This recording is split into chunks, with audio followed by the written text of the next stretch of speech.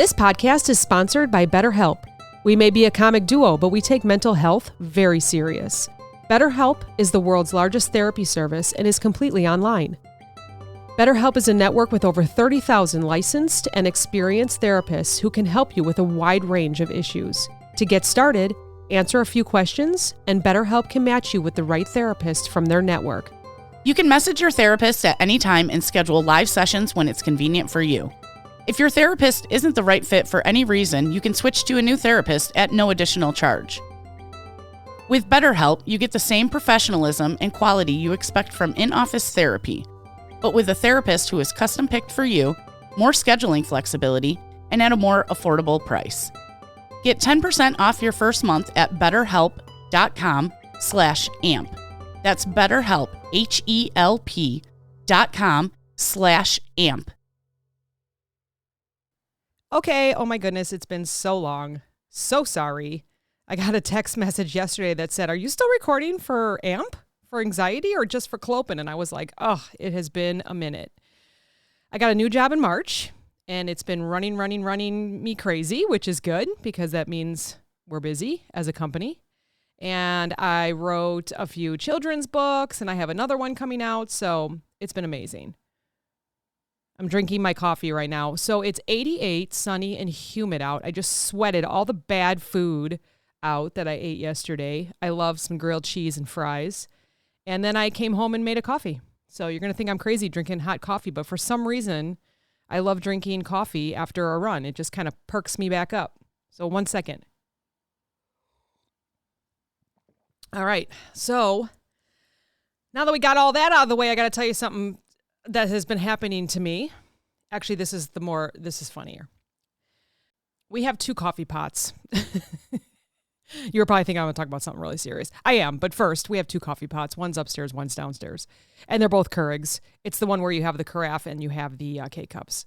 So the reason why we have one downstairs by the bar is because the carafe broke. And I have just been too lazy to order a new one. So we ended up just buying a whole new Keurig for upstairs. Because that's how you do things, right? So the one by the bar doesn't have a carafe, but my husband uses it for K-cups all the time. So before the new Keurig came, I came downstairs here and started making coffee, but it kind of sits sideways on the bar. And so I hit the wrong buttons, and I'm sitting there, and I'm like, I told my husband, I'm like, how long does this take to warm up? Like, it's not making the coffee. My cup was underneath the Keurig. I'm ready to go. And all of a sudden I can hear dripping. And I'm like, what the heck is going on? I accidentally hit the button for the carafe, so all the water was all over the bar and behind the bar and on the bottles. And I was like, So he was kind enough to help me clean it. So then, like, not even a few days later, my Keurig came. We set it up. I was so excited. It's upstairs, got the carafe, got everything. So I was cleaning it all, and I took out the basket for the grounds and rinse that off, rinse the carafe, put the carafe back, put the filter in where you put the grounds in, and started brewing coffee. And I was like, why is this not coming out? Did I just buy a new coffee pot that's not working? And so I'm sitting there and I'm like, gosh, I didn't really make that much coffee. I'll have to make sure I get, distilled water or whatever they need for it. I can't remember now. Don't use spring, filtered water, I guess. So I, make my cup of coffee. I get in my car. I start heading to work.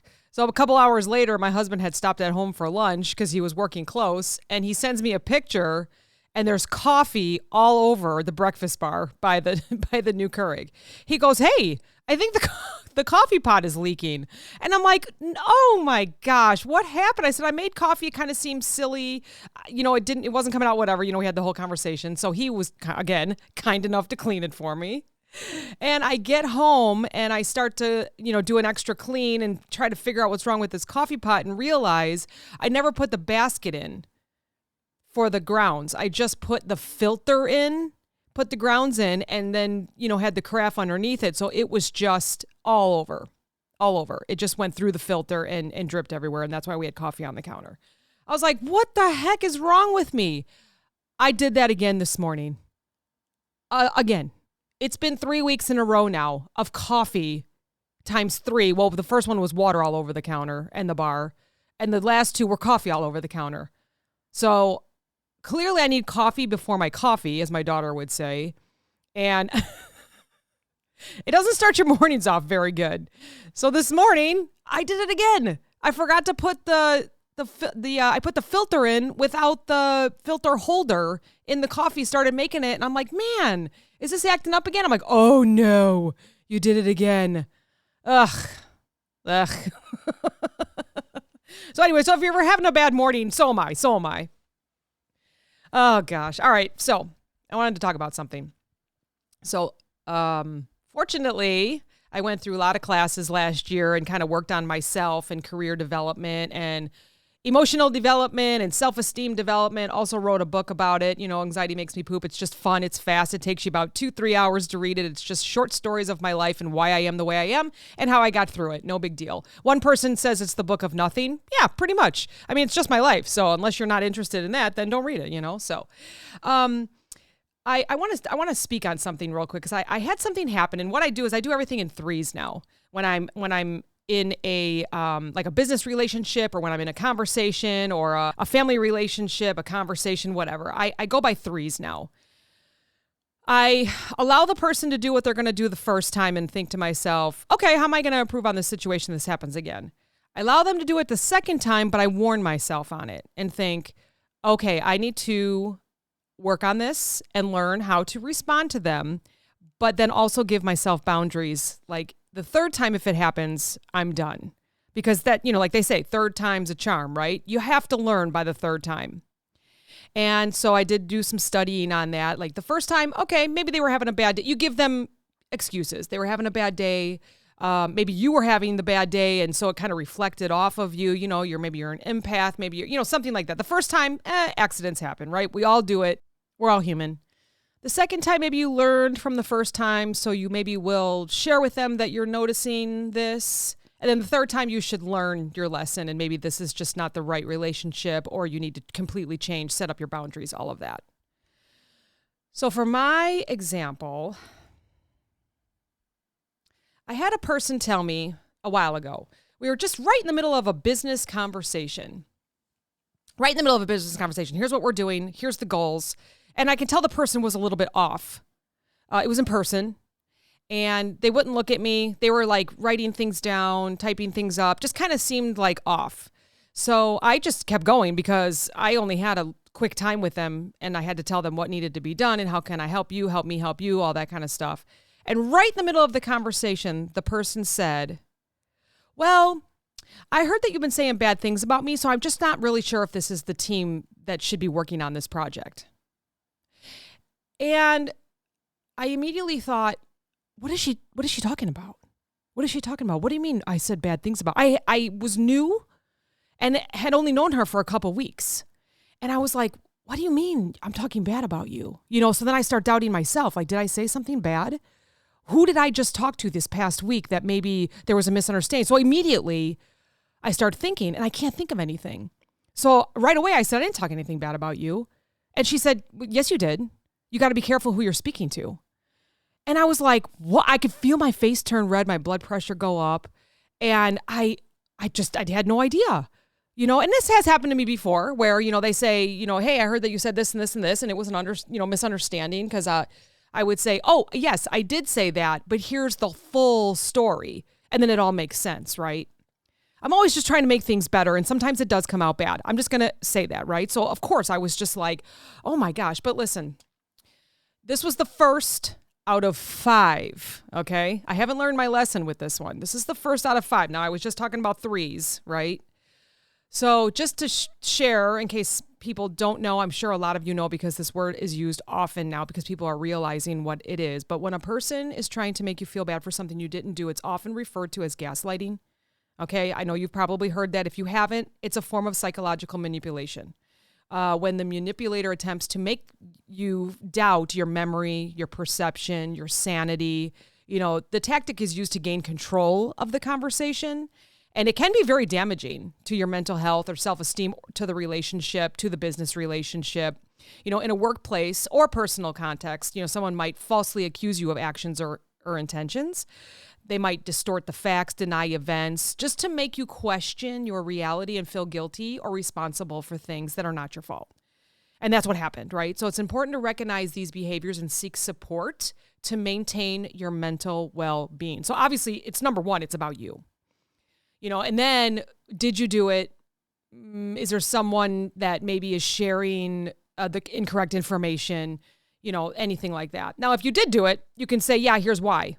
And you can share facts and you can improve your relationship on that. I'm speaking on if you truly didn't say anything bad about this person, but they're accusing you of it, or there's been gossip going around and someone said, oh, well, I'm sure she said that to you or he said that to you, so it has to be them. And, they were saying it was all your fault. Okay, that's what I'm speaking on. If you did do it, ask for forgiveness. We're all human. So the type of person that would say this, well, I heard you talk bad about me, so they might exhibit traits associated with some insecurities, defensiveness, confrontational behavior, right? Maybe they like a little drama. Some of you might, if you're listening, you might be someone that likes a little drama. Stop it. The statement suggests a few potential underlining issues, right? So insecurity, they might feel insecure about their position or relationship. And so they use, this accusation or something similar to that as a way to protect themselves or seek validation. For my instance, well, I heard that you talked bad about me. Maybe she wanted me to say, no, I didn't, which is exactly what I did immediately. And I was mad at myself for reacting so fast. I should have asked some questions, right? Like, what do you mean by that? Always ask. Like, if something comes up like that, like, well, I heard you talk bad about, what did you mean by that? What did you hear? How can I help? Help me help you, right? Maybe defensiveness.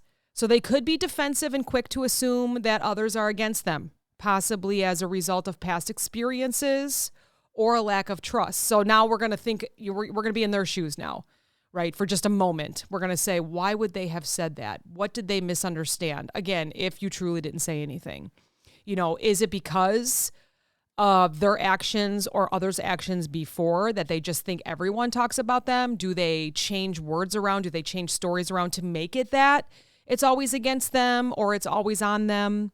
Or is it just truly a lack of trust because of past experiences? Do they have a confrontational nature? They might have a confrontational personality, often seeking out or creating conflict to assert dominance or control. In my case, after 3, 4, 5 times, that was the issue. They just like to seek out conflict, right? And create conflict. And try to assert dominance and control in the conversation by saying things like that. And then projection. This person could be projecting their own behavior or feelings onto you, attributing their own negative actions or thoughts to others. So again, that was a little bit of it as well. They just wanted to see my reaction. They just wanted to, I personally, I don't know what they heard. I didn't ask, and I learned from that first one. The second time I asked what they heard or if they could share more, and they didn't. So then I realized that they were just saying it to see if I said anything bad about them. For example, well, I heard you were talking bad about me, and maybe someone would say, oh, you mean about the, yeah. And that's how they learn that maybe you did, and then they get even angrier, right? So if you truly didn't say anything about that person, just say, oh, can you share more? Maybe there was a misunderstanding. So such behavior can be challenging to deal with, especially if it's every conversation, which is what I've been dealing with. Every conversation, it's been challenging to deal with. It creates a hostile and uncomfortable environment. Less hostile for me, it's just very uncomfortable because you have to sort of walk on eggshells. But I learned, just stick with the facts, bullet point everything. Here's what we're going to do. Put it in writing, document everything, and have less phone and in-person conversations. Keep everything documented in writing. It has been working better now for this relationship, this work relationship.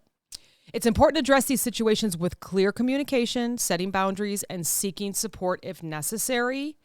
So I started adding a third person onto the conversations or having someone stay. If someone is standing next to us, I welcome them in to the conversation because nothing is a secret at where I work. Nothing's if I'm around people and we're speaking on something, it's not a secret. It's not confidential. Anyone can come in and listen to what we're doing and what the plans are because I'm like that. You want to know something? I will give you a 20-minute how to and reason why and all that kind of stuff. A lot of times someone will call me and say, hey, can you share more on that? And 20 minutes later, they completely understand the whole plan. Maybe a little too much because I like to talk. But that's just how I am. So it worked out better to just bring a third person into the conversation. Or now I've been starting to say, you know what? Send me an email. I'm not quite understanding what you're saying. Just send me an email. I'll respond to you when I can. Right? Let's keep it documented. So overcoming a conversation with a person who says, well, I heard you talked bad about me. It involves clear, calm, and assertive communication. So here's an example of how you can maybe handle it. Well, I heard you talked bad about me. So you could say, I'm sorry to hear that you feel this way. I want to assure you that I haven't spoken negatively about you. If there's been a misunderstanding, let's clear it up. And then if the person just really doesn't have facts, but they just want to see if you said anything about them, they probably will say something like, well, that's not what I heard. This is just what I heard. And, maybe they're really not sharing what they heard. So you can say, I understand how rumors can be very hurtful. If there's something specific you'd like to discuss or clarify, I'm open to having a constructive conversation. Let's do it now. Let's get it out. Please share with me what is bothering you. Give me the facts. It's important to me that we have a positive working relationship. So let's just get this done so that we can then go back to the task at hand, right? And then if they say, I just don't know who to trust, because this is exactly what happened. This is exactly the conversation. You can respond with building trust is so important, right? So you're working with them. I understand that. I'm committed to that. If there's any feedback, concerns, facts that you have about my behavior, I'd appreciate it if you could share it directly with me. Let's just talk about it. That way we can address any issues together and then again, go back to the tasks. Okay, maybe I overreacted. Let's move on, the person says. You can say, I appreciate your willingness to move forward. Let's focus on how we can collaborate effectively.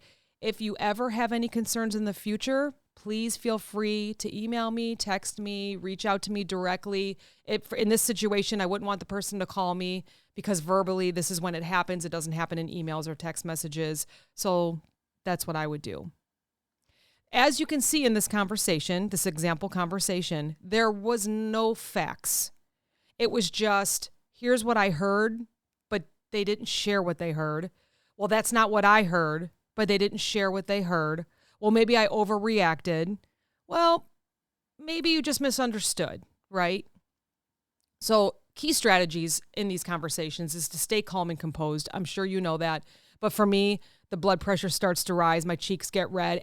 And even in any kind of confrontational situations, that happens to me.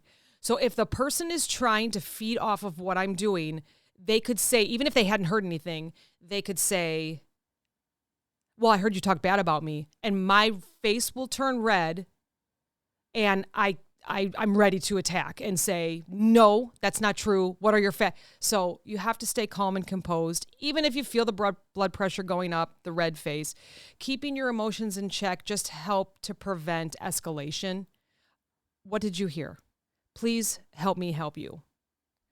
Acknowledge their feelings, which I did. Show empathy without admitting to something you didn't do. Rumors can be hurtful. Let's talk about it. Can you share what you heard so that we can fix it? Acknowledge their feelings. Clarify and reassure. Clearly state your position and reassure them of your intentions. The second and third time that this person verbally said something to me, it was out of context. It was someone that heard me and I think the boss talking, and they only heard a small portion of it and went and called that person and said, Meredith's saying this, this, and this. And so the second and third time, a couple facts did come through, and I said, do you know the whole story? And when I explained it to them, what the whole story was, they looked at me kind of like they didn't believe me because they wanted to believe the bad and the negative and the gossip. But I could tell that it was resolved, like that they could tell that I was telling the truth.